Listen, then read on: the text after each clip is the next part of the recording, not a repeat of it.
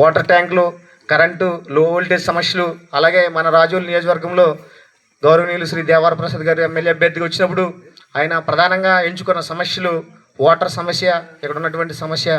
ఇది తీర ప్రాంతాల నుంచి సముద్ర ప్రాంతం ఉన్న పరిసర ప్రాంతాల్లో నీళ్లు లేకుండా ఇబ్బందులు పడతా ఉన్నప్పుడు పరిస్థితులు గమనించి ఏ ఊరు క్యాంపెయిన్కి వెళ్తే ఆ ఊరిలో ఈ వాటర్ సమస్య ఎక్కువ ఉంది, ఖచ్చితంగా మనం ఎమ్మెల్యేగా గెలిచిన తర్వాత మన ప్రభుత్వం ఏర్పడిన తర్వాత ఈ ప్రధానమైన సమస్యలు రాజోలు నియోజకవర్గంలో ఏవైతే ఉన్నాయో ఈ కరెంటు సమస్యలు, లో వోల్టేజ్ సమస్యలు కానీ, సబ్ స్టేషన్లు కానీ, ఇవన్నీ కూడా ఆయన ఏదైతే పేపర్తో రాసుకున్నారో డైరీలో, గవర్నమెంట్ వచ్చిన తర్వాత క్రమేపీ ప్రతి గ్రామంలో ఈరోజు లో వోల్టేజ్ సమస్య తీరింది. సబ్ స్టేషన్ కొత్తగా ఏర్పాటు చేశారు, అలాగే ట్రాన్స్ఫార్మర్లు ఏర్పాటు చేస్తూ ఉన్నారు.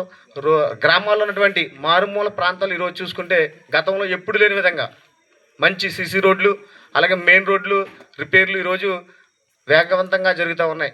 ఈరోజు రాజోలు నియోజకవర్గంలో గత 10-15 సంవత్సరాల్లో లేని అభివృద్ధి ఈ 2 సంవత్సరాల్లో చేశారంటే కేవలం మన రిటైర్డ్ ఐఏఎస్గా గ్రామంలో సమస్యలు ఆయన పరిష్కరించే విధంగా ఆయన ఆలోచనతో ముందుకెళ్తున్నారు. కాబట్టి ఈరోజు రాజోలు నియోజకవర్గంలో అటువంటి అభివృద్ధి చేస్తున్నందుకు ప్రత్యేక ధన్యవాదాలు మా ఎమ్మెల్యే గారికి తెలియజేస్తా ఉన్నాం. మనం ఎలక్షన్లో ఏదైతే చెప్పామో ఆ ప్రచారంలో ప్రతిదీ కూడా క్రమేపీ వన్ బై వన్ ఆయన చేసుకుంటూ చాలా చాకచక్యంగా నియోజకవర్గాన్ని అత్యున్నతమైన అభివృద్ధి ప్రజలు తీసుకెళ్తా ఉన్నారు.